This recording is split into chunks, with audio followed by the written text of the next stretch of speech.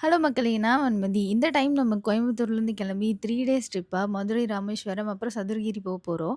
நான் கிளம்புன நேரம் மழை வந்துருச்சு. அடிச்சு புடிச்சு எப்படியோ ட்ரெயின் ஏறியாச்சு. கோயம்புத்தூர்லேருந்து காலையில 8 மணிக்கு ஒரு அன்ரிசர்வ்ட் ட்ரெயின் வரும். ஜங்ஷன்ல ஏறுனா கண்டிப்பா சீட் கிடைக்கும். 8 மணிக்கு ஏறுனா ஒரு 2:30 மணிக்கு போல மதுரையில கொண்டு போய் விட்டுருவான். அவங்க என்ன பார்த்தாங்களான்னு தெரியல. ஆனா நானும் கை காமிச்சுக்கிட்டேன்.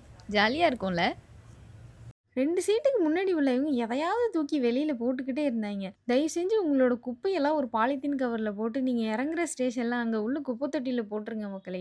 அதுவும் இல்லாம பாத்ரூம் பக்கத்திலேயே ட்ரெயின்ல குப்பை தொட்டி இருக்கும். அதையாவது யூஸ் பண்ணலாம். மதுரை ரயில்வே ஸ்டேஷன்ல புதுசா பில்டிங் கட்டிட்டு இருக்காங்க. ஸ்டேஷனே சின்னதா தான் இருக்கு. ஆனா பில்டிங் இவ்ளோ பெருசுக்கு என்ன கட்டுவாங்க? இதுல என்னலாம் கொண்டு வருவாங்களா இருக்கும்?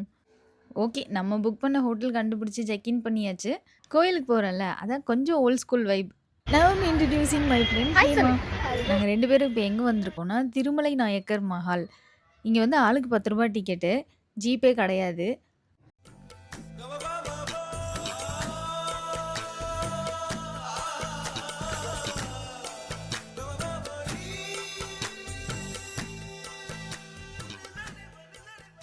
உள்ள ப்ரொஃபஷனல் கேமராலாம் அலோ பண்ண மாட்டாங்கன்னு போட்டிருந்தாங்க. I would recommend you to visit on a week day. ஏன்னா வீக்கெண்ட்ல ரொம்ப கூட்டமா இருக்கு. ஃபோட்டோஸ், வீடியோஸ் எடுக்கிறதுக்குள்ள வந்து யாராவது வந்துக்கிட்டே இருப்பாங்க. இது என்ன பிளேஸ்னா, ராஜா காலத்துலலாம் நடன அரங்கேற்றம் பண்றதுக்காக கட்டின கட்டடம். அடுத்தது அங்கேருந்து மீனாட்சி அம்மன் கோயிலுக்கு புறப்பட்டாச்சு. உள்ள ஃபோன் அலவுட் கிடையாது. வெளியில கவுண்டர் இருக்கும். அங்கேயே நீங்க குடுத்துட்டு போற மாதிரி இருக்கும்.